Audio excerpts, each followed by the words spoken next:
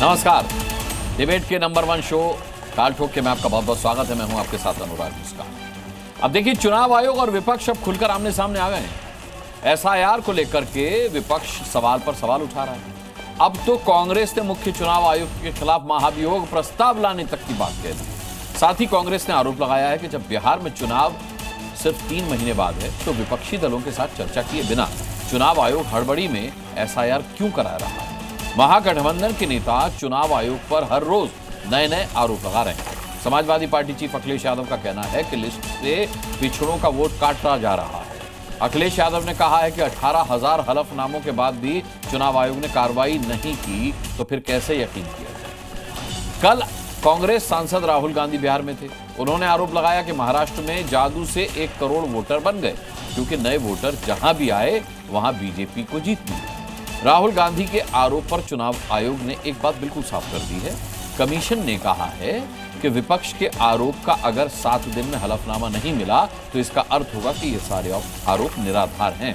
आयोग ने जोर देकर कहा कि विपक्ष को या तो आरोप के लिए हलफनामा देना होगा या देश से माफी मांगनी होगी, क्योंकि तीसरा कोई विकल्प नहीं। ऐसे में सवाल है कि संवैधानिक संस्था चुनाव आयोग पर विपक्ष को भरोसा आखिर क्यों नहीं हो रहा है, और क्या एसआईआर के बहाने चुनाव आयोग को टारगेट करके बिहार इलेक्शन में दबाव बनाने की कोशिश में है विपक्ष। और सबसे बड़ा सवाल, हलफनामा देने से विपक्ष को दिक्कत है तो फिर चीफ इलेक्शन कमिश्नर के खिलाफ महाअभियोग की तैयारी की बात आखिर क्यों हो रही है। आज इसी मुद्दे पर हम ताल ठोक कर करेंगे चर्चा, लेकिन उससे पहले एक छोटी सी रिपोर्ट दें।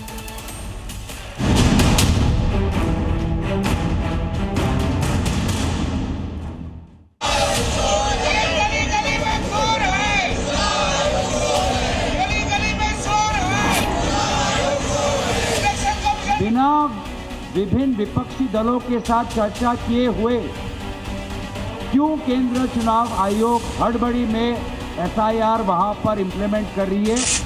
पिछड़ों का वोट काट देते हैं, लिस्ट से चुनाव जीत लेते हैं और फिर ये शो आप लोगों के माध्यम से ये कराते हैं कि नहीं, पिछड़ा वोट उन्हें मिल रहा है। सच्चाई है कि उनका वोट डिलीट हो रहा है। आती है, जरूरत पड़ती है डेमोक्रेटिक प्रोसेस में, पार्लियामेंट्री डेमोक्रेसी में जो भी हथकंडे हैं उसको अपनाने के लिए हम देखते हैं। और ये लोग विपक्ष करता रहा, पहले सीए को लेकर देश को जलाने का काम किया। पूरा लोकसभा का चुनाव झूठ बोलते गए कि भाई आरक्षण खत्म हो जाएगा, संविधान खत्म हो जाएगा। ये एक झूठ और लोगों को डरा रहे हैं झूठ बोल बोल के।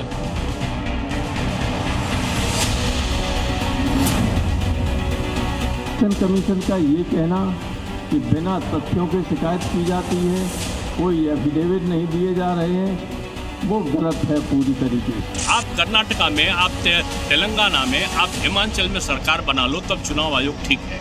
जहां सरकार ना बना पाओ वहां चुनाव आयोग खराब है। मैं समझता हूं चुनाव आयोग नहीं खराब, इनकी सोच खराब है।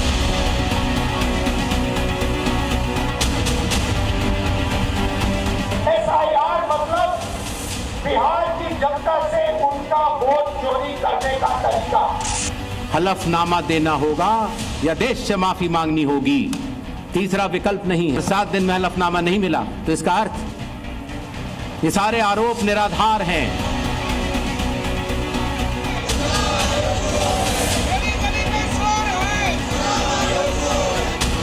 चलिए डिबेट की शुरुआत करते हैं। इस मुद्दे पर हमारे साथ जो पैनलिस्ट आज डिबेट का हिस्सा रहेंगे उनका मैं इंट्रोडक्शन करा के चर्चा में आता हूं। और इंट्रोडक्शन इस तरह से है कि भारतीय जनता पार्टी के प्रवक्ता के शर्मा हमारे साथ आज इस डिबेट में रहेंगे। कांग्रेस के स्पोक्सपर्सन अजय उपाध्याय हमारे साथ आज इस डिबेट में रहेंगे। प्रोफेसर सुबोध मेहता आरजेडी के स्पोक्सपर्सन हमारे साथ जुड़ चुके हैं। इसके अलावा हर्षवर्धन त्रिपाठी सीनियर जर्नलिस्ट हमारे साथ जुड़ चुके हैं। प्रोफेसर संगीत रागी का हमें इंतजार है, पॉलिटिकल एनालिस्ट की हैसियत से प्रोफेसर संगीत रागी आज इस डिबेट में होंगे। और संजीव झा आम आदमी पार्टी के स्पोक्सपर्सन हमारे साथ जुड़ेंगे। सबसे पहले प्रोफेसर सुबोध मेहता, सवाल यह है कि इससे पहले भी आपकी पार्टी से इस तरीके की आवाज़ उठ चुकी है। तेजस्वी यादव कह चुके हैं कि भाई हम चुनाव का बहिष्कार भी कर सकते हैं, इसमें और विपक्षी पार्टियों से यानी कि आईएनडीआई गठबंधन के और लोगों से बात की जाएगी और पार्टियों से बात की जाएगी, और अगर जनता का रुख सकारात्मक रहता है तो फिर हम चुनाव का बहिष्कार कर सकते हैं। और अब बात यहां तक आ पहुंची है कि सभी मिलकर के और सीईसी के खिलाफ महाभियोग लाने की तैयारी कर रहे हैं। सवाल ये आज मैं सभी विपक्षी पार्टियों से पूछूंगा। सर, पहला सवाल आपसे भी ये पूछ रहा हूं कि सिर्फ आप ही एसआईआर के विरोध में खड़े क्यों नजर आ रहे हैं? वो लोग आपके साथ क्यों नहीं हैं जिनका वोट कट रहा रहा है, जिनका नाम कट रहा है वोटर लिस्ट से, वो लोग क्यों नहीं है? वो लोग कहां हैं?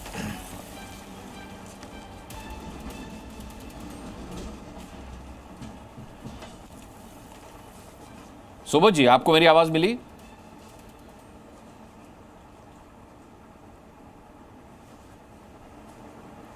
सुबोध मेहता जी, आप तक मेरी आवाज आ रही है? देखिए, लगता है कि आप जो है ऑपोजिशन पार्टी को फॉलो नहीं कर रहे हैं। नहीं, पूरी तरह फॉलो कर रहा हूं। इलेक्शन कमीशन ने जो हाँ मिल रही है, आप मिल रही है। देखिए, मुझे लगता है कि आप जब पूरा ऑपोजिशन पार्टी का जिस दिन से 24 जून, हाँ आ रही है, मेरी आवाज़ नहीं आ रही है आपके पास? हेलो, देखिए, हाँ, हम ये कह सकते हैं कि प्रत्यक्ष या अप्रत्यक्ष रूप से ये टाइमिंग कहीं भारतीय जनता पार्टी के द्वारा संचालित थी, क्योंकि आप जानते हैं कि 3 महीने बाद इलेक्शन था। वहाँ पे फ्लड का, मानसून में फ्लड आता है, लगभग जो है 10-12 डिस्ट्रिक्ट फ्लड से अफेक्टेड होते हैं। उसके बावजूद भी इन्होंने SIR करवाने की सोची, और चलिए, उनके पास जो है 324 जो आर्टिकल है उसके तहत उनको इमेंस पावर है, रिजर्वायर ऑफ पावर जिसे कहते हैं, तो उनके पास है, लेकिन आप करवा सकते हैं। हमने उस पर मना नहीं किया, लेकिन टाइमिंग को लेकर, डॉक्यूमेंटेशन को लेकर, जो डॉक्यूमेंट की हमने बात कही थी, इन सब बातों को लेके हम लोग सड़क, संसद और सुप्रीम कोर्ट तक गए। सुप्रीम कोर्ट ने भी उनको सजेशन दिया कि आप आधार और डॉक्यूमेंट जोड़ लें, उन्होंने नहीं जोड़ा। अब बात क्या थी? बात ये थी कि भाई सदन में चर्चा होना चाहिए। सदन में चर्चा भी इस पे नहीं हो गया, नहीं हुआ। हम लोग जो है चुनाव अधिकारी से मिलने के लिए गए पार्लियामेंट स्ट्रीट में, फिर हम लोग जाकर वहाँ पर उनको जो है डिटेन किया गया। कानून के तहत अगर आप देखिएगा तो उनको डिटेंशन नहीं हो सकता सिविल केसेस में, जब सेशन हाउस में है, उसके बावजूद भी उनको डिटेन किया गया वहाँ पर। अब जहाँ तक रही बात तेजस्वी जी की, तेजस्वी जी ने बोला कि भाई सत्य के लिए आग्रह हम कर रहे हैं। गांधी जी भी ये टेक्निक यूज करते थे, और गांधी जी के जो ये जनमानस है, जनमानस को बताने के लिए कि सत्य के अनुग्रही गांधी जी से तुलना कर रहे हैं क्या है, इसके लिए जो देखिए, जो टेक्निक की मैं तुलना कर रहा हूं, गांधी जी से तुलना किसी की नहीं हो सकती। जो टेक्निक गांधी जी ने अपनाया, सत्य को आगे लाकर जनमानस को दिखाकर, जनमानस को बताना पड़ता है कि भाई किस तरीके से, मैं वही तो पूछ रहा हूं, वो पावर जो है, स्टेट पावर रिप्रेसिव हो गई है। जनमानस को बता दिया, अब जनमानस को आपके साथ आ जाना चाहिए। देखिए, जनमानस तो हमारे साथ इतना है कि इलेक्शन कमीशन को जो है यहाँ पर कॉन्फ्रेंस करना पड़ा। ये पार्लियामेंट में डिबेट डिस्कशन नहीं करते हैं, पर ये जाकर इलेक्शन कमीशन के माध्यम से बताना चाहा। और जिस तरीके से इन्होंने फूहर प्रेस कॉन्फ्रेंस किया इलेक्शन कमीशन ने, ये दूसरा मामला बनता है इलेक्शन कमीशन के ऊपर कि जिस तरीके से उन्होंने महिलाओं को, जो महिलाएं घर से निकलकर वोट करने जाती हैं, वो जब वीडियो देने की बात आई तो कह रहे हैं कि घर के महिलाओं को हम वीडियो क्यों दें? तो महिला तो घर से वोट निकल आ रही है करने के लिए, सबसे ज़्यादा वोट महिलाएं कर रही है बिहार में। इसके बावजूद भी जो है आप इस तरह की अभद्र टिप्पणी करते हैं। लगता है कि तालिबानी जो फरमान सुनाया जाता था, उस तरीके से तालिबानी फरमान, कहीं ऐसा तो नहीं है कि इंडिया उस तरफ जा रहा है। अब जो बात हम कह रहे हैं कि जनमानस की, देखिए, जनमानस हमारे साथ है। जनमानस हम लोग लगातार कोर्ट में भी बोला, और ये देखिए, 17 लोगों का, मृत लोगों को हमने वहाँ पहचान कराया, और इसके साथ 32 लोग और हैं। ये जो है रिसीविंग है, सारी रिसीविंग जो है वीडियो दे रही है, BLO दे रही है। इलेक्शन कमीशन इसको अपलोड नहीं कर रहा है, उसको मान ही नहीं रहा है। अब कल जो हमारा जो वहाँ पे अधिकार रैली जो हुआ, वोट अधिकार रैली, जनमानस 1 लाख से भी ज्यादा जो है उस ग्राउंड पे, सासाराम के ग्राउंड पे लोग आए, और जो यात्रा निकल रही है, ऐसा भव्य यात्रा निकल रही है कि जनता जो है खड़ी हो गई है। जिस सत्याग्रह की मैं बात कर रहा था, तेजस्वी जी आगे लेकर आए थे, सत्य को जनता तक पहुंचाने का हमारा काम जो था वो सफल हो रहा है। और ये इलेक्शन कमीशन को एकदम, ये जो 65 लाख वोट इन्होंने काटा है, सारा एपिक नंबर के साथ इनको अपलोड करना है, बूथ पे लगाना है। इसके साथ 4.5 करोड़ जो डॉक्यूमेंट हमारे जनता को देना है बिहार में, 4.5 करोड़ में जनता के पास डॉक्यूमेंट नहीं है। मेरा पूरा आशंका है कि ये लगभग जो है 1.5-2 करोड़ तक जाएगा। और जिस तरीके से इलेक्शन कमीशन वहां पे ऑपरेट करना चाह रही है, प्रत्यक्ष या अप्रत्यक्ष रूप से भारतीय जनता पार्टी का इलेक्शन कमीशन टूल बनी हुई है। और आज भी जिस तरीके से इलेक्शन कमीशन ने कॉन्फ्रेंस किया है उसको लेकर अपोजिशन पार्टी इस पे चर्चा। जी मैं आगे भी मौका दूंगा सुबोध जी आपको। के शर्मा जी, सवाल यह है कि यहां तक आरजेडी की सोच पहुंच गई कि इलेक्शन कमीशन तालिबानी होता जा रहा है और हिंदुस्तान को तालिबान के रास्ते पर ले जाना चाहता है। तालिबानी सोच लगी उनको जिस तरीके से प्रेस कॉन्फ्रेंस सीईसी ने की, मुख्य चुनाव आयुक्त ने की। साफ तौर पर अब ये विपक्ष का रुख साफ हो गया है कि हलफनामा तो नहीं देंगे, लेकिन हाँ अलबत्ता महाभियोग की तैयारी पूरी है। देखिए, मैं 2-3 टिप्पणी करना चाहता हूं अनुराग जी, जल्दी। अभी जिस तालिबानी सोच की बात आई, आज ही जो अभी संयुक्त प्रेस कॉन्फ्रेंस हुआ उसमें एक वक्ता ने चुनाव आयोग को मूर्ख कहा और ये कहा कि चुनाव आयोग मूर्ख है। अब अभी जो बयान आ रहे हैं तालिबानी वाला, वो भी मुझे लगता है कि वो इनकी बयान, चुनाव आयोग ने तो बड़ी अच्छी बात कही लेकिन इन मूर्खों के समझ में नहीं आया। मैं इन्हीं की भाषा में इन्हीं को उत्तर दे रहा हूं। इन मूर्खों को ये नहीं समझ आया कि वीडियो फुटेज और डिजिटल वोटर लिस्ट के संदर्भ में जो चुनाव आयोग ने कहा 45 दिन का जो तिथि बताई और जो सुप्रीम कोर्ट का ऑब्जर्वेशन बताया, उसको ये दोनों समझ नहीं पाए और यहां अपनी मूर्खता का प्रदर्शन करते हुए उसे बता रहे हैं कि महिलाओं का फोटो न दिख जाए। इनको समझ नहीं आया कि उन्होंने जम्मू कश्मीर नहीं 6 महीने से कम करके 45 क्षेत्रों का नाम ले। अरे भाई चुप रहो ना, बीच में मत बोलो ना। आपको पता है कि ये खत्म हो जाने दीजिए, फिर आता हूं। जो होते हैं उसमें सारे राजनीतिक दल होते हैं, सारे राजनीतिक। उस समय जब प्रेस में जब मूर्ख बोल रहे थे तब शर्म नहीं आ रही थी? किसको बोल रहे हो मूर्ख? फुअर की तरह क्यों बात कर रहे हो शर्मा जी? आप शर्मा जी अरे आप फुअर हो जी, जो शब्दों का इस्तेमाल कर रहे हो, फुअर की तरह बात कर रहे हो। जेल से बेल में घूम रहा है तुम्हारा नेता। तुम्हारे नेता का क्या हाल है? तुम्हारे नेता का क्या हाल है? तुम्हारे नेता का चोरी से प्रधानमंत्री बने हुए, ये फेक प्रधानमंत्री है क्या? अरे आपने पूरे बिहार के वोटर को जीरो कर दिया। बिहार में कोई वोटर नहीं है शर्मा जी। मैं आपत्ति जताता हूं आपके इस टिप्पणी पर कि प्रधानमंत्री नरेंद्र मोदी चोरी के वोट से प्रधानमंत्री बने। साबित कीजिए इसको, पहले प्रमाणित कीजिए इसको, उसके बाद आरोप लगाइए। नहीं, कोई वापस नहीं होगा। देखिए, मानूंगा कि चोरी के वोट से प्रधानमंत्री बने, घोर आपत्तिजनक बयान है। ठीक है, आप मत मानिए। नहीं, मैं नहीं, पूरा देश नहीं मानता। देश ने प्रधानमंत्री बनाया, आप उस पूरे देश को कटघरे में खड़ा कर रहे हैं। आप इस देश के हर वोटर को कटघरे में खड़ा कर रहे हैं। जिस जनमानस की आप बात कर रहे थे ना, उस जनमानस के गाल पर तमाचा मार रहे हैं आप। अरे जनमानस को तो जीरो कर दिया।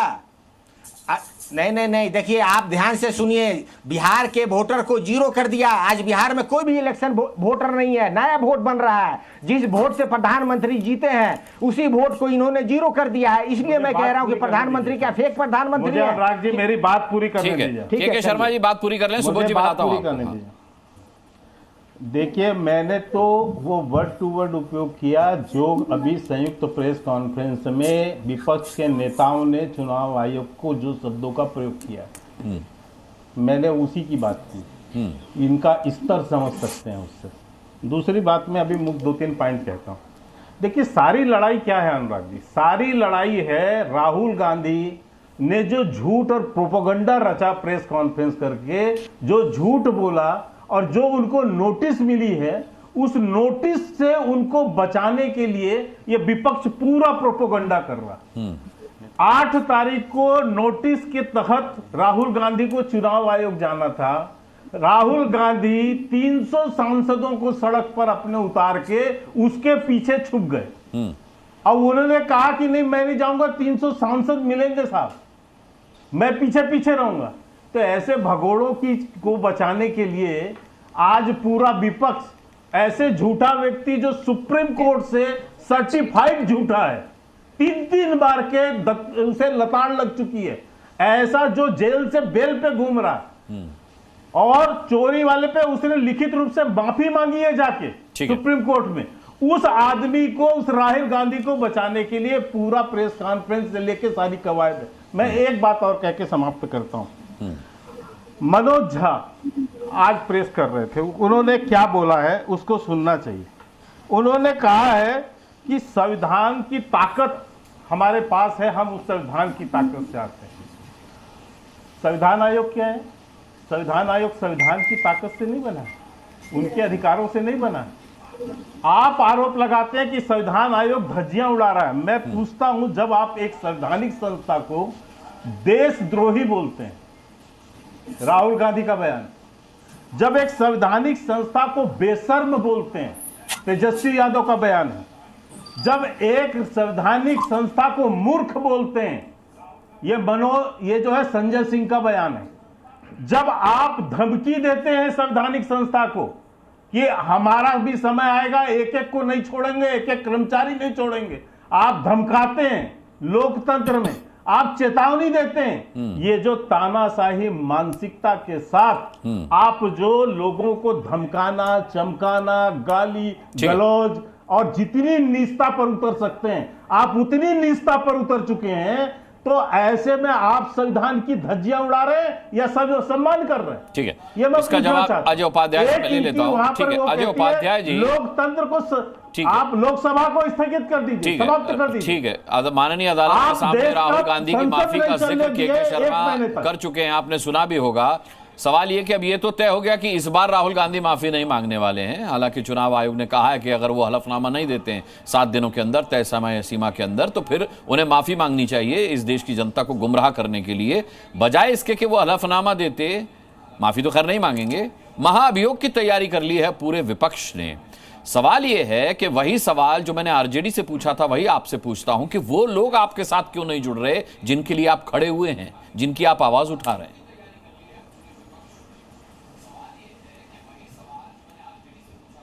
अजय जी,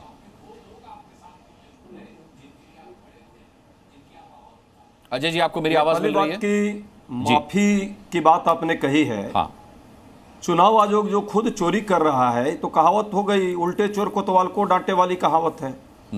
हमने, हमारी आवाज आ रही है? आ रही है। अजय जी बोलिए। उल्टे चोर कोतवाल को डांटने वाली बात है, और जिस तरह की बातें हैं, सच्चाई पूरा देश देख रहा है कि कैसे चुनाव चोरी करने का काम लगातार चुनाव आयोग के द्वारा, जो संवैधानिक संस्था जिसके लिए पारदर्शिता और निष्पक्षता जिसकी बरकरार रहनी चाहिए थी, लोकतंत्र का जिस पर भरोसा था, उसी ने भरोसा तोड़ दिया। और अब जो है जो जिसने चोरी पकड़ी, जिसने कहा कि भाई ये आरोप है, इसका खंडन करो, क्या उस पूरे प्रेस कॉन्फ्रेंस के दौरान जो विपक्ष के प्रश्न है, राहुल जी के जो प्रश्न है, उस एक प्रश्न का भी जवाब चुनाव आयोग ने ईमानदारी से दिया हो, अपने दिल पे हाथ रखे, तो सच्चाई सामने आएगी। सीसीटीवी फुटेज की बात है भाई, इसका मतलब क्या कहना चाहते हो चुनाव आयोग? जितने सीसीटीवी फुटेज जो आपने, जो लोग गए थे वोट देने, उसको रखा था, वो लोगों के बहन बेटियों के उसको रख रखा है आपने कैद करके। ये भाजपा के लोग क्या इसको स्वीकारेंगे? आज जिस तरह चुनाव आयोग ने एक गंदी टिप्पणी की है, कतार में खड़ा रहना, क्या कोई और उसका फुटेज यदि कोई मतदाता मांग रहा है तो बहन बेटियों से आप जोड़ रहे हो। आपकी मानसिकता इससे दिख रही है कि आप किस स्तर पर नीचे चले गए हो, क्योंकि आपके पास कोई तर्क नहीं है तो एक कुतर्क दे रहे हो। दूसरी बात, अभी हमारे साथी प्रवक्ता ने कहा भाई इलेक्टोरल रोल की बात थी, रेडेबल इलेक्टोरल रोल की, सुप्रीम कोर्ट के आदेश पर अब तो आप डाल दिए। इससे पहले वो क्या था, चुनाव आयोग लगातार क्या कहता रहा कि भाई वो नहीं डाला जा सकता, लोगों के गोपनीयता का सवाल है। तो फिर 4 बजे प्रेस करते हो कॉन्फ्रेंस और 7 बजे क्यों डाल दिए? किसके आदेश पर चल रहे हो भाई? ये आदेश, इससे तो अच्छा था, हम तो के शर्मा जी को अच्छा मान रहे हैं, खुला कम से कम इस चुनाव चोरी के विपक्ष में कुछ तर्क तो दे रहे हैं। चुनाव आयोग जो प्रवक्ता बनकर के कल आया, एक नया प्रवक्ता उभर कर आया, स्पष्ट दिख गया ज्ञानेश कुमार का ज्ञान जो है वो ज्ञान एक भाजपा के प्रवक्ता से भी निम्न स्तर का था। भाजपा के प्रवक्ता तो एक राजनीतिक दल के लोग हैं, वो यदि कोई बात रख रहे हैं और चुनाव आयोग को डिफेंड कर रहे हैं तो मैं समझ सकता हूं। जो एसआईआर पर विचार विमर्श सभी दलों को करना चाहिए था, क्या चुनाव आयोग विचार विमर्श किया किसी दल से? क्या एसआईआर करने से पहले, छोड़िए हमसे, भाजपा के लोग गए थे सार्वजनिक तौर पे, अंदर गए होंगे तो इसकी कोई जानकारी हम लोग को नहीं है। यह आदेश अंदर से आया होगा तो बात अलग है। चुनाव आयोग बार बार बिहार में कह रहा है मृत लोगों के साथ, आप भी एक दिन बोल रहे थे कि मृत लोगों के साथ राहुल जी का संवाद होता है, वाकई चुनाव आयोग ने यह भी करके दिखा दिया कि कैसे मृत लोगों के साथ राहुल जी ने चाय भी पी ली है। ये तो सरयाम आ गया। अब इसके बाद भी कुछ जितने मृत लोगों के साथ राहुल गांधी ने चाय पी है, आप भी जानते हैं अजय जी कि वो त्रुटि है, वो चोरी नहीं है, वो त्रुटि है। इतना मार्जिन त्रुटि का होता है किसी भी सरकार में, और उसको उजागर करने में कोई दिक्कत नहीं है, वो त्रुटि है। यात्रा और जिस तरह जनमानस में आक्रोश है, ये गलत आप लोग कर रहे हैं, ऐसा मत करिए। हम तो जन आक्रोश दिखाना चाहते हैं, वो जन आक्रोश है कहां? वो जन कहां है आक्रोशित? काम करना चाहती है, वो जन आक्रोश हम दिखाना चाहते हैं, वो जन आक्रोश है कहां? यदि के नींव पर प्रहार करेंगे सर, 100 सालों तक जो स्वतंत्रता आंदोलन की जिसका नाम वोटर लिस्ट से कट जाएगा ना, वो घर में चैन से नहीं बैठेगा। उपाध्याय जी, वो चैन से नहीं बैठेगा। लोकतंत्र से कोई उसे लाइए ना, उसे लाइए, सड़कों पर लाइए भाई। स्वतंत्रता आंदोलन से इसका कोई सरोकार रहा है? कुछ भाजपा के लोग देखिएगा अभी यहाँ कोई वरिष्ठ पत्रकार, कोई विश्लेषक बनकर के यहाँ कैसे कैसे कुतर्क देंगे। अच्छा, ये अच्छा है, ये अच्छा है कि अगर कोई न्याय संगत तथ्य परक बात करे, अजय उपाध्याय जी, अच्छा है, तो उस पत्रकार को आप बीजेपी का पत्रकार कह दीजिए, पहले बीजेपी का पत्रकार कह दीजिए। और सभी दलों का ये और ये जो आप बार-बार, और मैं अपने दर्शकों को भी बता दूं कि जो बार-बार विपक्ष वोट चोरी हो गई कह रहा है, ये बिल्कुल वैसे अजय जी हर बात के लिए क्या सुप्रीम कोर्ट जाएंगे तो चुनाव आयोग बजाने के लिए है। भाजपा की दलाली, मेरी आवाज शायद मेरे गेस्ट को डिले जा रही है, आज फेडर डाउन के लिए यहाँ पे बैठा है। डिबेट देश में निष्पक्ष ठीक है अजय जी, आप जब वोट, मैं के जी आ रहा हूँ, मैं के जी आ रहा हूँ, मैं एक चीज स्पष्ट कर दूं अपने दर्शकों को, और देश के भाई इनकी आवाज डाउन कीजिए तो मेरा मैसेज नहीं कांग्रेस और भाजपा की लड़ाई। मैसेज ये है कि जिस तरीके से विपक्ष ये कहता रहा कि भारत और पाकिस्तान के साथ युद्ध हुआ, ना हमारी सरकार ने कहा, ना हमारी सेना ने कहा, विपक्ष ने कहा युद्ध हुआ। विपक्ष ने कहा सीजफायर, ना हमारी सरकार ने कहा सीजफायर हुआ और ना हमारी सेना ने कहा सीजफायर हुआ। बिल्कुल विपक्ष उसी तरीके से, उसी तर्ज पर अब कह रहा है वोट चोरी हो गई। मैं कह रहा हूं कि उस चोरी को साबित जब तक नहीं किया जाता तब तक उसे चोरी ना माना जाए, क्योंकि साफ तौर पर चुनाव आयोग ने विपक्ष से कहा है कि हलफनामा दीजिए, अगर चोरी हुई है तो साबित कीजिए। और आपको यह भी बता दें कि हमने जी न्यूज पर आपको यह भी दिखाया था कि जो एक आध दो तथ्य दिखाए गए कि भाई एक महिला ने 2 वोट डाले, उस महिला ने आकर के कैमरा पर कह दिया कि उसने 1 वोट डाले, यानी कि सबूत भी पर्याप्त नहीं है। मैं के शर्मा, आपका एक छोटा सा रिएक्शन चाहता हूं। एक जवाब मैं हर्षवर्धन जी का रुख करूं, उससे पहले के जी मैं आता हूं, बोलिए। यही तो मैं कह रहा हूं, 10 सेकंड से दे दीजिए। मैं आता हूं, मैं अजय जी में आ रहा हूं, 10 नहीं 1 मिनट दूंगा। आप सिर्फ 10 सेकंड, वो 11वां सेकंड नहीं लूंगा सर, बस मैं बोल दूं 10 एक बोलिए के जी, मेरे को बोल लेने दो अजय जी।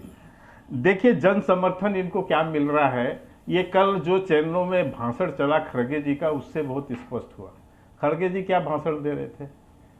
बोल रहे थे जिसको जाना है भागो यहां से, मैं 10 लोगों को भी भाषण दे सकता हूं। इसका मतलब ये था कि वहां पर 1000-1200 से 100-125 से ज्यादा लोग नहीं थे, तब वो ये कह रहे थे भागो यहां से जिसको भागना है, क्योंकि लोग उठ के भाग रहे थे, तो कह रहे मैं 10 लोगों को भी भाषण दे सकता हूं। तो ये तो जन समर्थन है इनका। अब दूसरी बात बताता हूं, अनुराग जी, यदि 10,000 लोग भी पटना में खड़ा हो जाए ना, तो पूरी पटना जाम हो जाएगी। आज यदि 65 लाख लोगों के वोट गलत ढंग से कट गए तो 15, 17, 18 दिन होने जा रहे हैं, लोग इकट्ठा होके पूरा चुनाव आयोग को घेर डालते। बिल्कुल, लेकिन एक व्यक्ति नहीं उठा, एक व्यक्ति नहीं आया। ये इनके मुंह में कालिक पोतता है, ये विपक्षियों के मुंह पे, कि किस तरह से झूठ बोलते हैं, किस तरह से लोगों को गुमराह करते हैं। दूसरी बात, ये दिलचस्पीता की बात करते हैं। एक हजारों लाखों की संख्या में लोग हैं, आप और सासाराम देखा भी नहीं होगा, गलत सासाराम देखे भी नहीं, बचाना चाहते हो सासाराम चुनाव आयोग को क्यों बचाना? ऐसी साठगांठ है। मुझे एक बात चाहते हो, देश में नहीं होने देंगे, देश की जनता नहीं होने देगी, सड़कों पर भी उतरेगी और जरूरत पड़ेगी तो चुनाव का बहिष्कार भी करेगी। आप देख रहे हैं बहिष्कार का ऐलान कब करने वाले हैं अजय उपाध्याय? चुनाव बहिष्कार का ऐलान तो महाअभियोग भी लाएंगे, चुनाव बहिष्कार भी करेंगे, मतलब प्लानिंग क्या है कुछ तो बताइए। हलफनामा नहीं देंगे ये तय हो गया, माफी नहीं मांगेंगे ये भी तय हो गया, अब तय तो कीजिए कुछ। महाभियोग लाएंगे ये तय है, चुनाव का बहिष्कार करेंगे ये तय है। देश के लोकतंत्र की हत्या करोगे तो वो भी मजबूरी आएगी और वो भी होगा। हाँ। और महाभियोग की बात आप कर रहे थे जी, आवश्यकता उसकी भी पड़ सकती है आने वाले समय में। ठीक है, संविधान की संस्थाओं को, संवैधानिक संस्थाओं को आप इस तरह से हाईजैक नहीं कर सकते। देश के लोकतंत्र को स्वस्थ लोकतंत्र चलाना हम सबका दायित्व है। ठीक है, के जी एक लाइन बोलिए, फिर हर्षवर्धन त्रिपाठी। इनको बंद कराएंगे तब ना। हाँ, बंद हो गए, इनको बंद कराएंगे तब ना। मैं ये कह रहा हूँ, अभी इन्होंने ये कहा, ठीक है, ये महाभियोग लाते हैं, ये तो सुप्रीम कोर्ट के जज के अगेंस्ट भी ला रहे थे, ये तो हर जगह लाते हैं साहब। जब इनको मुंह की पड़ती है, अरे भाई मेरा आवाज ही बंद है, मेरे तो आवाज ही नहीं आ रहा है, तो ये ऐसा ही करते हैं। लेकिन आप बता रहा, अब मैं जवाब देता हूं। इन्होंने विश्वसनीयता का प्रश्न किया। जिस चुनाव आयोग ने इस देश के अंदर 75-76 वर्ष तक चुनाव कराए और जिनके बदौलत ये 60 साल शासन में रहे, उसकी तो विश्वसनीयता नहीं है। लेकिन जो सुप्रीम कोर्ट से लगातार धुतकार खा रहा है, झूठ बोल रहा है, 3-3 बार वो जो है फटकार खा रहा है, जेल से बेल में माँ बेटे घूम रहे हैं, उनकी विश्वसनीयता है नहीं है कोई व्यवस्था तो कहा। आप सोच सकते हैं। ठीक है, अभी वो जाके पुणे में हलफनामा दायर कर रहा है। ठीक है, के जी आपकी बात पूरी। मैं दोबारा आऊंगा। हर्षवर्धन त्रिपाठी जी, झूठ बोलता है। कांग्रेस जिस तरीके से चुनाव आयोग की विश्वसनीयता पर सवाल उठा रही है, उस पर के जी बोल रहे हैं, लेकिन सवाल ये कि विश्वसनीयता पर सवाल तो वो उन पत्रकारों के भी उठा रहे हैं जो तथ्यों के साथ बात करते हैं या फिर जिनके तथ्य बीजेपी को सपोर्ट करते हैं। उन्होंने साफ तौर पर कहा कि अभी डिबेट में आएंगे कुछ वरिष्ठ पत्रकार जो बीजेपी की तरफ से बोलेंगे। हर्षवर्धन त्रिपाठी, लोकतंत्र को बुलडोज करना चाहते हैं, पूरा देश देखना और चोरी अब कोई भी वैध चीज बुलडोज नहीं होगी सर, बेफिक्र आंदोलन के साथ कोई भी वैध चीज बुलडोज नहीं होगी इस देश में, बेफिक्र रहिए। अगर होगी तो उसके लिए माननीय अदालत है। हर्षवर्धन जी, देखिए अनुराग जी, मुझे लगता है कि सबसे पहले तो ये कि ज्ञानेश कुमार ने कल प्रेस वार्ता की, चूंकि नेता प्रतिपक्ष राहुल गांधी ने बड़े गंभीर आरोप लगाए थे। और कमाल की बात यह कि ज्ञानेश कुमार जी की प्रेस वार्ता होती उससे पहले ही मिंता देवी, जिसकी टी शर्ट पहनकर प्रियंका जी गई, अब वो पता नहीं निजता का उल्लंघन है या नहीं है, किसी महिला के टी शर्ट पहन के इस तरह से घूमना, ये पता नहीं इसको कैसे देखेंगे। कांग्रेस के लोग उसको भी कुछ कुछ बता देंगे। आदित्य श्रीवास्तव ने जो बताया वो भी सबने देखा, गुरकीरत सिंह डंग ने जो बताया वो भी सबने देखा। सवाल ये है कि क्या राहुल गांधी अपनी उस हार को पचा नहीं पा रहे हैं, जिस हार के बाद उन्होंने कहा था कि हमने नरेंद्र मोदी का आत्मविश्वास फाड़ दिया। टी-शर्ट नहीं पहनना चाहिए। आप लोगों को याद है या नहीं याद है? 240 जब भारतीय जनता पार्टी हो गई थी तो क्या कहा था राहुल गांधी ने? हमने नरेंद्र मोदी का आत्मविश्वास। ये बड़ी बदतमीजी है अनुराग जी, ऐसे नहीं हो सकता। आप जी अजय उपाध्याय अपनी बारी पे बोलेगा सर, मैं पूरा मौका दूंगा। ये बदतमीजी है, इसके अलावा कुछ नहीं है। जवाब बीच में नहीं दे सकते। जब मैं किसी के बीच में बोलता नहीं हूँ तो मैं किसी की बदतमीजी बर्दाश्त नहीं कर सकता हूँ। आपको पहनने मैं किसी के बीच में नहीं बोलता हूँ, मैं किसी के बीच में नहीं बोलता। और अजय उपाध्याय अब कांग्रेस के प्रवक्ता के पास जो बचा है वही कहेंगे। देखिए अब मैं उसको कोई शीर्षक या कोई परिभाषा नहीं दूंगा। अजय उपाध्याय ये वाकई में अभद्रता की श्रेणी में ही आएगा। आप सबके बीच में बोल रहे हैं, मैं आपको मौका दूंगा सर। मैं यही डिसाइड करके बैठा हूं कि मैं हर वक्ता के बाद आपको मौका दूंगा। बोलिए हर्षवर्धन जी। अनुराग जी, मिंता देवी की टी शर्ट पहनकर उनको 125 साल का बताकर प्रियंका से लेकर सब घूम गए। आदित्य श्रीवास्तव का नाम लेकर सबने बता दिया। क्या ये निजता का उल्लंघन नहीं है? क्या ये उन लोगों के लिए खतरनाक नहीं है? कांग्रेसी कार्यकर्ता जिस तरह से सोशल मीडिया पर चुनाव आयोग, राजीव कुमार, ज्ञानेश कुमार के लिए लिख रहे थे, तो ऐसे में अगर राहुल गांधी किसी का कह रहे हैं कि वो फर्जी वोटर है, तो क्या उसके जीवन को खतरा नहीं है? उसके घर परिवार को खतरा नहीं है? समाज में उसको किस दृष्टि से देखा जाएगा? ये एक पहलू हुआ। दूसरा, राहुल गांधी कर क्या रहे हैं इसको जरा समझना होगा। कल ज्ञानेश कुमार ने हर सवाल का जवाब दिया। हालांकि मेरा ये मानना है कि जिनका नाम लेकर उन्होंने राहुल गांधी ने आरोप लगाए थे, उनको भी प्रेस वार्ता में कल चुनाव आयोग को बिठाना चाहिए था। कल इसका प्रबंध करना चाहिए था कि उन लोगों को भी ले आते और उसको सामने रखते। ये एक काम मुझे लगता है जो नहीं हुआ, होना चाहिए था। लेकिन जो उन्होंने बताया, और अब जहां पर हम खड़े हैं, क्या विपक्ष इस देश में लोकतंत्र में मतदाता शुद्धिकरण चाहता है? जवाब है नहीं। तो विपक्ष चाहता क्या है? राहुल गांधी ने कहा था मध्य प्रदेश के बाद हमको समझ में आया था। मध्य प्रदेश चुनाव के बाद कितना समय हो गया? महाराष्ट्र में हमको समझ में आया। लेकिन क्या कोई भी नेता जाकर सर्वोच्च न्यायालय के सामने या चुनाव आयोग के सामने ये अपील कर रहा है जो हारा है? नहीं कर रहा है। इसका मतलब समाधान इनको नहीं चाहिए। इनको सिर्फ और सिर्फ अराजकता करनी, सिर्फ हंगामा खड़ा करना, इसके अलावा कोई और मंशा नहीं। ये बांग्लादेश मॉडल है, ये कोशिश कर रहे हैं। ये इनकी इच्छा है कि जैसे डीप स्टेट ने यूनुस को बिठा दिया, वैसे राहुल गांधी को कोई डीप स्टेट बिठा दे। नहीं होने वाला है। अनुराग जी, भारत का लोकतंत्र बहुत सशक्त है और यहाँ अलग अलग राज्यों में गैर भाजपाई सरकारें हैं। इसको समझिए आप। केरल, तमिलनाडु, पंजाब, झारखंड, मतलब एक सरकार नहीं है ना। पश्चिम बंगाल में ममता बनर्जी वो इसके खिलाफ आग खड़ी हुई, जो लगातार 3 बार से चुनाव जीत रही। कैसे जीत रही भाई? कुल मिलाकर जब आप कोई बात करते हैं, कोई समस्या लेकर जाते हैं, तो उसका समाधान होता है। लेकिन जब आप समस्या का समाधान नहीं चाहते हैं, आप एक लाइन की बात है, राहुल गांधी को जब तक प्रधानमंत्री नहीं बनाइएगा तब तक अजय उपाध्याय जी आएंगे, कांग्रेस के नेता प्रवक्ता आएंगे, सबको गाली देंगे, सबको उल्टा सीधा कहेंगे, सब बीजेपी के पेरोल पर चले गए हैं, सबको और कोई काम नहीं है, इसके अलावा कुछ नहीं। ज्ञान अब बहुत हो गया इनका भी, सामने ज्ञानेश जी की तरह जनता नहीं आ रही सामने कुछ। लेकिन कांग्रेस के लोग कुछ भी बोलेंगे और कहीं भी बोलेंगे। ठीक है, एक लाइन में अजय उपाध्याय। नहीं, अजय उपाध्याय को यदि आप टाइम देंगे तो हमें भी देना होगा नहीं जी। हाँ, दूंगा सर। नहीं है। अरे दूंगा सर। ये चोर की पार्टी, जवाब तो आप ही को देना। जेल से बेल वाली पार्टी के जवाब के शर्मा आप ही को देना।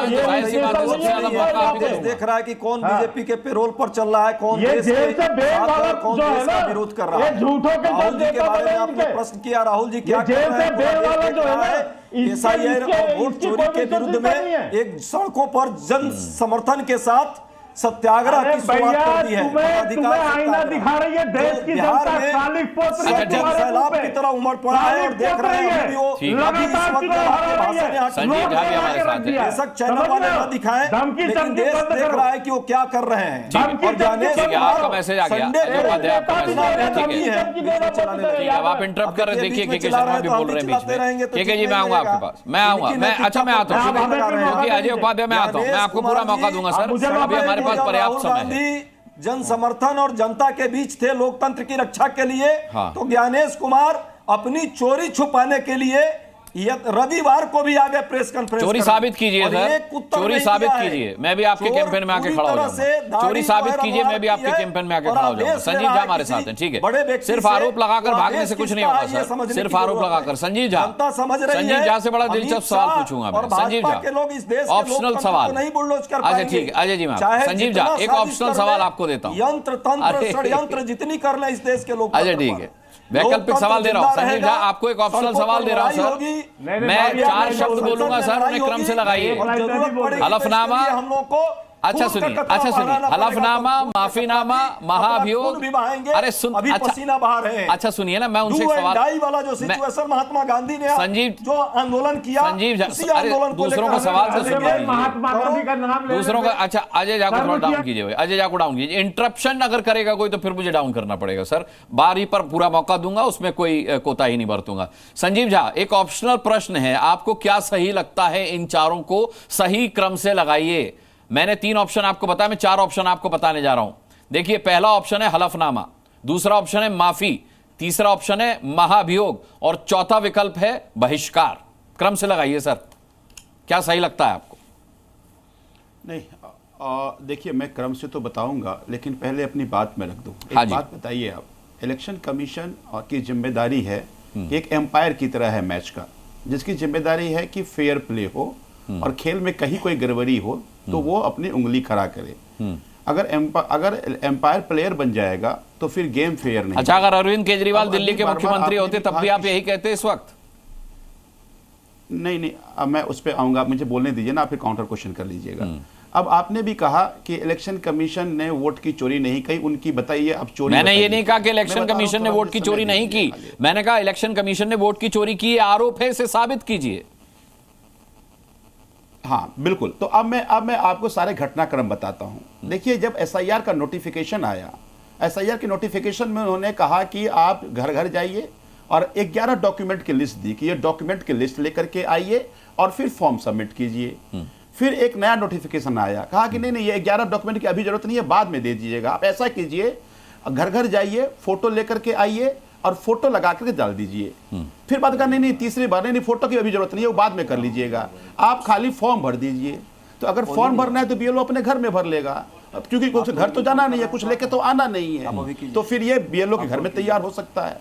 अब बाद में जब ये बात हुई कि गड़बड़ियां हुई तो एक बात कोर्ट में गई। देखिए कोर्ट में इलेक्शन कमीशन कितना घुमाता है। कोर्ट में ये कहा कि भाई आप 65 लाख वोटों को काटा तो उसको आप डेटा दीजिए। कहा नहीं, वो डेटा हमने बीएलओ को दे दिया है, बीएलओ घर घर जाएगा दिखाएगा। भाई बीएलओ जाएगा, कौन इंश्योर करेगा इसको? फिर सुप्रीम कोर्ट में जिरा हुई कि ये नहीं हो सकता। तो कहा ऐसा है डिस्ट्रिक्ट इलेक्शन ऑफिसर के वेबसाइट पे डाल देंगे। अब डिस्ट्रिक्ट इलेक्शन ऑफिसर का वेबसाइट ही नहीं है। फिर जब बहुत जिरा हुई, फिर बहुत समझाया गया, तब कहा कि नहीं ठीक है हम इलेक्शन कमीशन वेबसाइट पे डाल देंगे। ये पहला काम क्यों नहीं हो सकता था? आखिर इलेक्शन कमीशन क्या घुमा फिरा के बात कर रहा था, क्या छुपाना चाह रहा था? वेबसाइट पे नहीं डालना चाह रहा था। फिर जब सुप्रीम कोर्ट का आदेश आया, सुप्रीम कोर्ट जस्टिस जब इनको कहा कि नहीं आपको डालना पड़ेगा, तो आज वो डाला गया है। तो अगर इलेक्शन कमीशन फेयर है तो पहले दिन डाल देती, इतने क्वेश्चन ही नहीं थे। आप ही कह रहे हैं ना कि लेके आओ, लेके आए कैसे? डेटा ही नहीं है किसी के पास। 65 लाख वोट काटा कैसे? बीएलओ कहता मेरे पास नहीं है, डिस्ट्रिक्ट इलेक्शन कहता नहीं हम आपको देंगे नहीं। और एक बात बताइए, इलेक्शन कमिश्नर के यहाँ कोई पिटीशन डालेगा उसकी जिम्मेदारी है। कहते नहीं नहीं आम सिटीजन को हम नहीं देंगे। क्यों भाई? ये पूरी कॉन्स्टिट्यूशन आम सिटीजन के कारण ही है, we the people of India. वो जब आपके पास जाता कहता नहीं हम आपको डेटा नहीं देंगे, हम पॉलिटिकल पार्टी के बारे में सोचेंगे।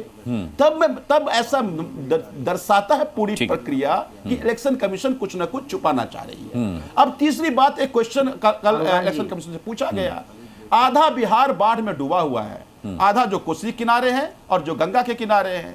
आप मधुबनी, दरभंगा, अररिया, खगड़िया, कटिहार, इधर गोपालगंज, सीतादेवा सारे डूबे हुए एरिया है। इतनी जल्दी क्या थी? आप कह रहे हैं कि भाई 31 तारीख लास्ट डेट है, लोग पहुंच नहीं पाएंगे। मैं तो कहता हूं इलेक्शन कमीशन कोई उठा करके ले जाए वहां पे। ये जो प्रेस कॉन्फ्रेंस था, ये प्रेस कॉन्फ्रेंस मुझे लगता है कि बड़ा ही शर्मनाक था। ठीक है, ये बहुत वैलिड पॉइंट है संजीव झा का, ये बहुत वैलिड पॉइंट है। ठीक है, मैं आता हूं संगीत रागी टाइमिंग पर सवाल उठ रहा है। जो भौगोलिक स्थिति है बिहार की, से हम सब जानते हैं, आधा बिहार बाढ़ में डूबा हुआ है। ऐसे में एसआईआर का लाना क्या चुनाव आयोग की मंशा पर, या जिस तरीके से सरकार को कटघरे में घेरा जा रहा है विपक्ष के द्वारा, क्या सरकार की मंशा पर सवाल नहीं उठाता है? क्या टाइमिंग को लेकर के जो सवाल उठ रहे हैं उसका कोई जवाब है किसी के पास? देखिए अनुराग, महाराष्ट्र के चुनाव के बाद महाराष्ट्र की हार को कांग्रेस पार्टी पचा नहीं पाई और हरियाणा की हार को नहीं पचा पाई। महाराष्ट्र के और फिर कर्नाटक से डेटा ला करके कहा गया और राहुल गांधी ने आरोप लगाया कि चुनावों में गड़बड़ी हुई है, वोटर लिस्ट में गड़बड़ी हुई है, फेक वोटर्स जोड़े गए और फेक वोटर्स के आधार पर भारतीय जनता पार्टी चुनाव जीती है। अब ये नैरेटिव कितने महीने पहले चलाया गया था? कोई 5 महीने पहले चलाया गया। बिहार का चुनाव नवंबर में होना है। अब क्या ये बहुत सारे ऐसे और मेरे जैसे व्यक्ति तो शुरू से मानते रहे कि जिस प्रकार से आसाम, बंगाल की डेमोग्राफी में बांग्लादेशी मुसलमानों के कारण एक बहुत बड़ा परिवर्तन आया है, बिहार के सीमांचल इलाकों में और उत्तरी बिहार में भी एक बहुत बड़ा डेमोग्राफी परिवर्तन आया है, इसलिए वहां भी एनआरसी होना चाहिए था। और जब तक उनको नहीं हटाया जाएगा, बांग्लादेशियों ने लगभग बिहार की मतदाता सूची को हड़प लिया है, खास करके उत्तरी बिहार को। तो ऐसे में इस पर निगरानी होनी चाहिए थी, उनकी सिटीजनशिप भी देखा जाना चाहिए था। और मुझे लगता है कि संभवतः यही कारण है कि 2 कारणों से चुनाव आयोग ने सोचा कि बिहार की चुनाव से जाने से पहले गड़बड़ी नहीं हो, इसलिए एसआईआर जरूरी है। और दूसरी बात, टीवी राजेश्वर और जनरल एसके सिन्हा की आप रिपोर्ट पढ़ लीजिएगा कि किस प्रकार से बांग्लादेशी घुसपैठियों को, वो सब ठीक है, लेकिन जो बाढ़ प्रभावित इलाकों से लोग बाहर गए हैं उनके लिए क्या विकल्प छोड़ा है? सुन लीजिए। अब बांग्लादेशियों को, चूंकि बांग्लादेशी इनके वोटर हैं और इसीलिए और उनको फेक आईडी बनाया गया है, आधार कार्ड बनाया गया है। आपको मालूम है कि मालदा के कई सेंटर से ऐसे बहुत सारे सैकड़ों हजारों की तादाद में निकले हैं। तो यही कारण रहा होगा संभवतः कि सुप्रीम कोर्ट में चुनाव आयोग ने कहा कि हम जो है आधार कार्ड को और चुनाव का वोटर पहले आई कार्ड तो हम उसको स्वीकार नहीं करते हैं। इस देश का जो सिटीजन होगा वही वोटिंग देने का अधिकार रखेगा, इसीलिए 11 लिस्ट आउट किया, जिसके बारे में सुप्रीम कोर्ट भी पॉजिटिव राय रखती थी। अब रही बात कि भाई अब बाढ़ आ गया है और इसमें आपको इतनी जल्दी क्या थी? तो आप चुनाव कर दीजिए कि चुनाव 6 महीना और टाल दिया जाए, चुनाव जो है आगे कर लिया जाए। नहीं ऐसा होगा। एक चीज और दूसरी बात देखिए, महाभियोग जो है शब्द का प्रयोग चुनाव आयोग के सदस्यों को हटाने के लिए कॉन्स्टिट्यूशनल टर्म नहीं है, इसलिए इसको आप लोग हटा दें तो बेहतर होगा। ठीक है, एक स्पेशल प्रक्रिया है, स्पेशल प्रक्रिया है, उसको महाभियोग नहीं कहा जाता है। दूसरी बात, ठीक है, मैं संगीत रागी समय रहा तो लौटता हूं आपके पास। 10 सेकंड में खत्म कीजिए बात। हाँ, देखिए, चूंकि राहुल गांधी जानते हैं, कांग्रेस पार्टी और विपक्ष जानते हैं कि महाभियोग नहीं चलाया जा सकता है। वो एक पॉलिटिकल नैरेटिव खड़ा करना चाहते हैं भारतीय जनता पार्टी से कि ये पूरा भारतीय जनता पार्टी का जो चुनाव है, चाहे वो केंद्र हो या राज्यों के हैं, वो इलेजिटिमेट है और ये क्राइसिस पैदा करना चाहते हैं, जैसा कि बांग्लादेश के अंदर हुआ। ये दूसरी बार बांग्लादेश आपने बोला, हर्षवर्धन जी ने इससे पहले बोला था। सुबोध मेहता जी, सवाल ये है कि आप आरोप लगा रहे थे कि चुनाव आयोग देश को तालिबान की तरफ ले जा रहा है। अब सवाल ये है कि यहाँ 2 पैनलिस्ट आप पर यानी विपक्ष पर ही आरोप लगा चुके हैं कि आप देश को यानी विपक्ष देश को बांग्लादेश की तरफ ले जा रहा है। चाहता हूं मैं एकदम छोटा इंटरव्यू। अजय जी आ रहा हूं, अजय जी आ रहा हूं, रुकिए। सुबोध जी बहुत देर से कुछ बोलना चाह रहे हैं। देखिए, हाँ अनुराग जी, देखिए, इलेक्शन कमीशन कंटिन्यूअस प्रोसेस में अपना वोटर को डिलीट करती है और ऐड करती है। 2025 1 जनवरी को भी इसने स्टार्ट किया, जिसका डाटा उन्होंने दे दिया बिहार के जनमानस के सामने। और ये गणेश जी हैं जो चीफ इलेक्शन कमिश्नर हैं जी, ये मुझे लगता है कि फरवरी में आए हैं। तो अब देखिए कि जब अप्रैल में डाटा आया, उस अप्रैल के डाटा में लगभग 7.25 लाख ऐड किया गया और 4.5 लाख के आसपास डिलीट किया गया, जिनका डेथ हो गया था। 20 साल से बिहार में राज ये कर रहे हैं, 11 साल से जो है देश में राज ये कर रहे हैं। एनआरसी असम में भी नहीं हो पाया। तो जिस तरीके से ये बांग्लादेश और जो है माइनॉरिटीज़ के नाम पे जो है अलगाव फैला रहे हैं समाज में, और इलेक्शन कमीशन को अगर सच में रिफॉर्म करना है तो तरकांडो कमेटी है, जयप्रकाश नारायण कमेटी है, दिनेश गोस्वामी कमेटी है, लिंगदो कमेटी है, इलेक्शन कमीशन का 2004 का खुद रिफॉर्म कमेटी है। तो इन सब पे क्यों नहीं काम कर रहा है? और इंटेंशन को लेके, टाइमिंग को लेके, डॉक्यूमेंटेशन को लेके लगातार हमने इस बात को बोला है। तो इलेक्शन कमीशन, मुझे लगता है कि कहीं ना कहीं ये जो नए इलेक्शन कमिश्नर आए हैं उसके बाद जो है पूरा मामला ये बदलना चाहते हैं। हम तो लगातार ये कह रहे हैं, आप कह रहे हैं जनमानस, आप जाकर बिहार में देखिए, जो अभी कह रहे थे शर्मा जी कि वहाँ पे खड़गे साहब को कोट कर रहे थे, वो मैं उसी स्टेज पे था। 1 लाख से भी ज्यादा जनमानस जो है एकदम समझिए सासाराम से औरंगाबाद तक मार्च कर रही थी। अच्छी बात है। संजीव जी को जोड़ना चाह रहे हैं। संजीव जी बहुत संक्षिप्त में जोड़िएगा, मुझे सभी का एक एक समझ में आया। इलेक्शन कमीशन को हम लोग देखिए, हम रिस्पेक्ट करते हैं इलेक्शन कमीशन को, लेकिन जिस इलेक्शन कमीशन अब काम कर रही है वो इलेक्शन कमीशन सही नहीं है। अभी मैं संगीत रागी जी को सुन रहा था। देखिए, इलेक्शन कमीशन की परंपरा रही है, 2003 की बात कर रहे हैं ना, इंटेंसिव रिवीजन की। 2003 में भी 2 स्टेट में चुनाव थे, उस स्टेट में नहीं कराया गया, बाकी के स्टेट में इंटेंसिव रिवीजन कराया गया और चुनाव खत्म होने के बाद वहां शुरू हुई। तो अगर इनका इंटेंशन फेयर होता तो बाद में करा लेती, जल्दी क्या थी? दूसरी बात कहते हैं कि जी वोटर लिस्ट में गड़बड़ियां हैं, बिल्कुल गड़बड़ियां हैं।